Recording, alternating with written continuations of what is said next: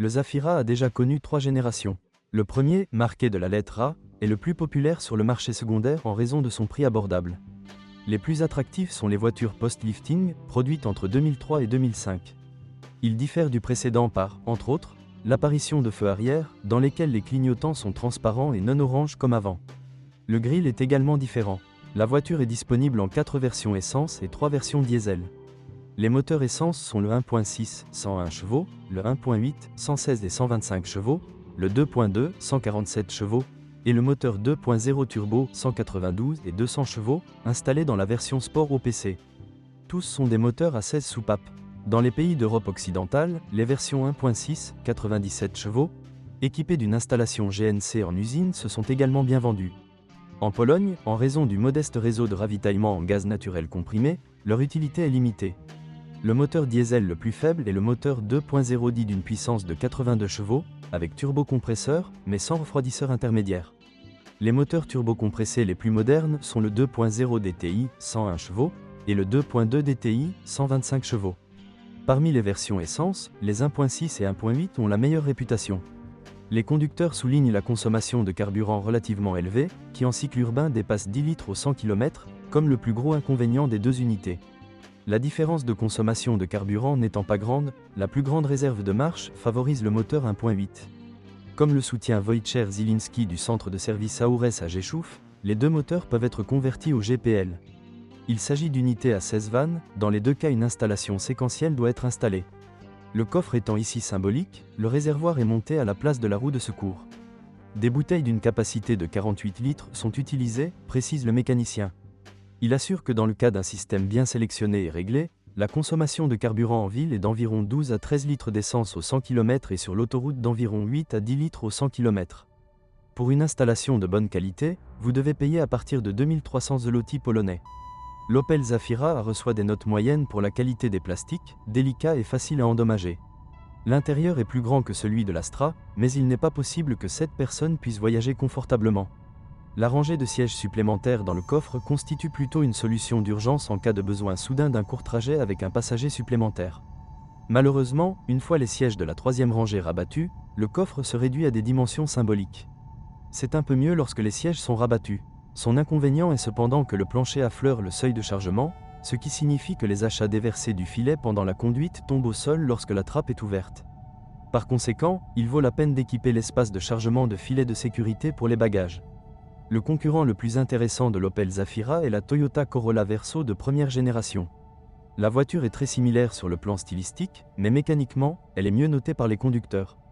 Les moteurs essence 1.6 et 1.8 sont très durables et le diesel 2.0 D4D est extrêmement économique. Cependant, la voiture ne dispose pas de rangée de sièges supplémentaires. Mais il est plus léger de plus de 200 kg, ce qui se traduit par une consommation de carburant inférieure dans toutes les versions. Les unités les moins chères sont évaluées à environ 10 000 zloty polonais. PLN, mais l'année de production ne joue pas ici un rôle majeur, ce qui compte, c'est l'état du véhicule. Les voitures bien entretenues de 2002 peuvent coûter 14 000 zloty polonais. PLN et plus encore. Malgré quelques défauts, l'Opel Zafira mérite une bonne note. Une voiture bien entretenue ne devrait pas poser de problème majeur. La version la plus économique semble être un moteur à essence avec une installation au gaz, dont les éventuelles réparations sont moins chères. Lors de l'achat d'un moteur diesel, vous devez d'abord vérifier l'état du moteur.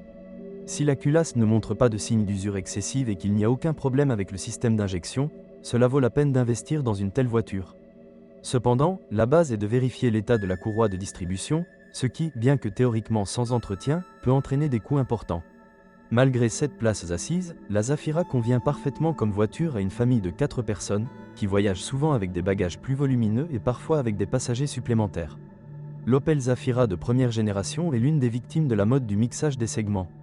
Aujourd'hui, ce n'est pas nouveau, car il existe de nombreuses mutations sur le marché, par exemple des SUV avec carrosserie coupée et même cabriolet, des berlines tout-terrain et des breaks, etc. À la fin des années 1990, les gens sont tombés amoureux des mini-fourgonnettes qui, malgré la maniabilité des voitures compactes, offraient beaucoup d'espace à l'intérieur pour toute la famille. Le résultat du travail d'Opel fut le Zafira, qui faisait visuellement référence à l'Astra 2, mais à l'intérieur, il n'impressionnait pas par son style, mais l'ergonomie était au plus haut niveau. Plus beaucoup d'espace, une maniabilité en ville et un confort même sur les longs trajets. Une voiture parfaite pour une famille.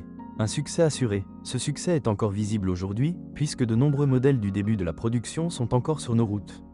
Ce n'est pas étonnant, car sous le capot il n'y a que des moteurs éprouvés, le fonctionnement est très bon marché, la suspension est durable et peu coûteuse à entretenir, donc la voiture se porte toujours très bien et est disponible sur le marché secondaire en un assez grand nombre d'exemplaires à des prix raisonnables.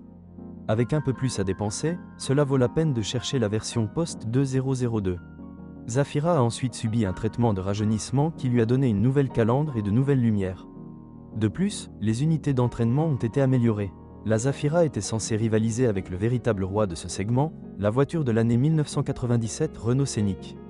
Offrant un intérieur très spacieux et le succès, qui s'est avéré être la troisième rangée de sièges pliables utilisant le système Flex 7, a été un succès. La carrosserie est près de 15 cm plus longue que celle du plus grand concurrent, la possibilité de rabattre les sièges à plat et la perspective de transporter jusqu'à 7 personnes. Voilà la recette du succès sur le marché. Oui, avec tous les passagers, le coffre a une capacité symbolique de 150 litres, de quoi emballer de petits achats, mais après avoir rabattu les dossiers de la troisième rangée de sièges, l'espace passe à 600 litres. Si quelqu'un souhaite transporter quelque chose de plus grand et rabat tous les sièges, il disposera d'un espace de chargement pouvant atteindre 1700 litres. L'offre de groupe motopropulseur était assez large, même s'il est difficile de parler de diversité, notamment dans le cas des groupes diesel. La version de base, ne développant que 82 chevaux, était tout simplement trop faible pour une voiture familiale. Voyager avec tous les passagers et bagages était vraiment pénible. La situation n'était pas meilleure dans le cas du bloc 2.0 DTI 16 volts d'une puissance de 101 chevaux et d'un couple de 230 Nm, qui consommait en moyenne 6,6 L 100 km et accélérait de 0 à 100 km/h en 14 secondes. Seule la version 125 chevaux du 2.2 DTI 16V offrait des performances acceptables. Accélération de 0 à 100 km/h en 11,5 secondes, vitesse maximale de 187 km/h avec une consommation moyenne de carburant de 6,5 litres 100 km.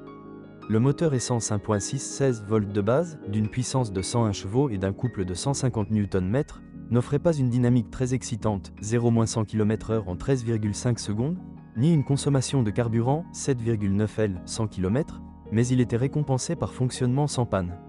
Une alternative plus intéressante était le moteur 1.8 16 volts de 125 chevaux. L'accélération de 0 à 100 km/h prenait 11,5 secondes, même si une consommation de carburant pouvant atteindre 8,5 L 100 km en cycle mixte pouvait être décourageante. Le moteur 2.2 16 volts de 147 chevaux avait une consommation de carburant similaire, mais il était récompensé par une grande dynamique. Une accélération de 0 à 100 km/h en 10 secondes et une vitesse maximale de 200 km/h ont mis le sourire sur le visage du chef de famille. Les variantes OPC étaient une histoire complètement différente, qui, en plus d'un style agressif, de grandes jantes et de nombreux accessoires de carrosserie, offrait un moteur très puissant. Il s'agissait d'un 2.0 16V turbo d'une puissance de 192 chevaux ou 200 chevaux dans les versions restylées. L'unité améliorée de 200 chevaux avait un couple de 250 Nm, ce qui se traduisait par une accélération de 0 à 100 km/h en 8,2 secondes. La vitesse maximale de 220 km/h dans la mini-fourgonnette était admirable et impose encore aujourd'hui le respect. Combustion, en moyenne, même 10 à 11 L, 100 km, à condition que le conducteur ait le pied léger.